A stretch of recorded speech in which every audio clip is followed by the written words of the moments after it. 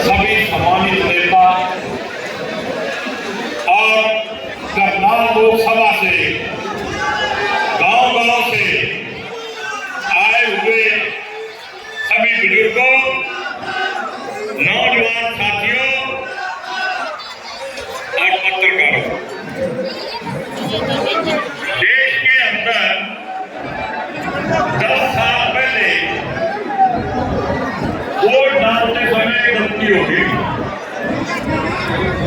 और उस गलती को सुधारते बीच में 10 साल लग गए।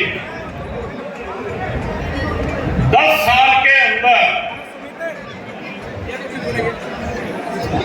इस आरएसएस की विचारधारा वाली सरकार, बीजेपी की सरकार ने गरीब से लेके छोटे व्यापारी तक, कर्मचारी तक किसी को भी नहीं बख्शा और किसान को तो बख्शा ही नहीं। आज मेरा एक सवाल है, जो किसान की पैदा की हुई अनाज से रोटी खाता है, मैं उससे पूछना चाहता हूं कि अगर किसी के घर में मौत हो जाए तो उसके घर में अफसोस करने भी ना जाया जाए और फिर ढोल नगाड़े लेके उसके घर वोट मांगने जाया जाए, तो इससे ज्यादा बेशर्म कोई पार्टी हो सकती है? 750 किसान शहीद हुए और 2 मिनट का समय ना पार्लियामेंट में मिला और ना विधानसभा में मिला।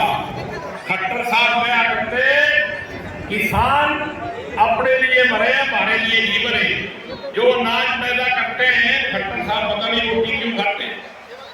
और खट्टर साहब ये मैं आपको विशेषता बता दूं, वो आदमी से हाथ मिला के राजी नहीं है। इसीलिए जब पता लग गया भाई इसकी इतनी एक्टिविटी है तो उसको मुख्यमंत्री से हटा दिया। तो मैं ये कहता हूं आपसे, जो आदमी मुख्यमंत्री के लायक नहीं है वो एमपी के लायक क्या है भाई? और एमपी बन के हमारा क्या कर देगा? मुख्यमंत्री बन के तो हमारा कुछ करे। जहां करनाल से एमएलए बनया वहां ही कुछ नहीं करा।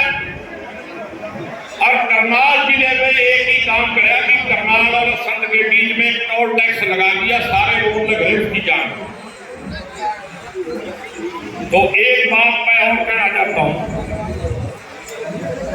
जब से ये सरकार आई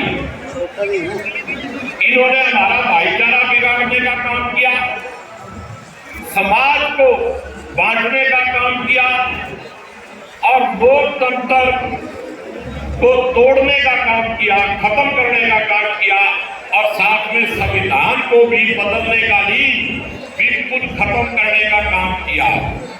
अगर आपने भाईचारा बना के रखना है, समाज बना के रखना है और अपना लोकतंत्र और संविधान बचा के रखना है, ये बाबा साहब का संविधान है। अगर संविधान नहीं बचा तो ना कोई वोट मांगने आएगा, ना कोई वोट देने की जरूरत पड़ेगी, क्योंकि वोट का अधिकार भी संविधान के माध्यम से ही आया है। आपका कोई भी अधिकार जब राजा और प्रजा होती है तब नहीं होता। और मोदी जी चाहते हैं इस देश में राजाशाही आए और उसके बाद प्रजा गुलाम हो जाए, किसी तरह का कोई संविधान ना हो, कोई कानून ना हो, जो चाहे वही करें। अब मैं आपसे रिक्वेस्ट करना चाहता हूं कि भाई हिमांशु बुद्धिराजा जी, मैं पंचायत में मंच पे खड़ा होकर कह रहा हूं, मेरी बात ध्यान से सुन लेना। इलेक्शन जीत चुके हैं, इलेक्शन जीत चुके हैं। सिर्फ आज इस रैली में प्रियंका जी की मोहर उस पे लगनी है। वो मोहर लगाने के लिए हमारे बीच में आ रही है। इलेक्शन हम 10 की 10 सीटों पे जीतेंगे।